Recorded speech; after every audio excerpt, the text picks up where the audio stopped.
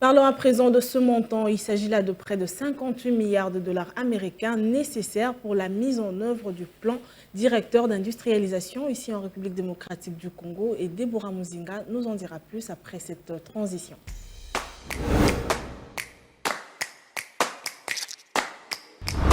Voilà, rapidement après Judith Unamaka, on va directement prendre ce dossier que nous propose Deborah Muzinga et elle est déjà avec nous. Deborah, c'est un plaisir de vous retrouver sur ce plateau. Le plaisir est partagé. Aujourd'hui, nous revenons sur le développement de la République démocratique du Congo qui fait face d'abord à plusieurs défis, entre autres la mise en œuvre de ce plan directeur d'industrialisation. Et pour commencer, d'ailleurs, j'aimerais que vous puissiez nous en parler avec plus de détails.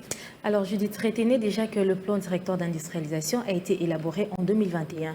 Mais bien avant cela, nous sommes ici en 2019. L'ancien ministre de l'Industrie, en l'occurrence M. Julien Paluku, avait fait un constat. Et les constats faisaient état d'un manque de boussole en ce qui concerne le plan d'industrialisation. Il s'était donc décidé de pouvoir interroger l'histoire et mettre en place une politique industrielle qui était axée sur trois éléments principalement. Nous notons comme ça la gouvernance administrative du ministère, comment faire de la République démocratique du Congo un pôle important de développement économique et en troisième lieu, comment attirer des investissements vers la République démocratique du Congo. Donc c'est sur base de cette politique industrielle qu'a vu le jour le plan directeur d'industrialisation. Alors puisque nous nous basons sur l'économie, les chiffres nous intéressent aussi, du coup ça nous pousse à parler des différentes composantes mais également du budget pour ce plan directeur d'industrialisation. Alors, le plan directeur d'industrialisation comprend au total 6 composantes. Mais ici, nous allons marteler sur 4 composantes principales. Premièrement, les infrastructures routières pour assurer l'interconnexion de 26 provinces avec un budget de 21 milliards de dollars américains.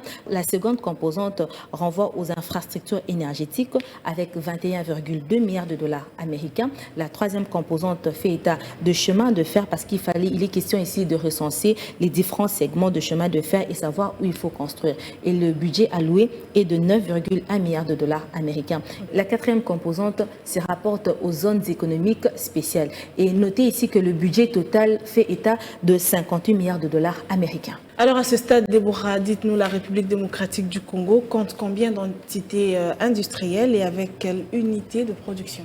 Alors, depuis 1960, lors de notre indépendance, la République démocratique du Congo compte 507 entités industrialisées recensées contre 9600 unités de production. Et pour finir, j'aimerais que l'on parle de ce à quoi nous pouvons nous attendre pour ce prochain quinquennat, bien sûr en ce qui concerne la mise en œuvre du plan directeur d'industrialisation.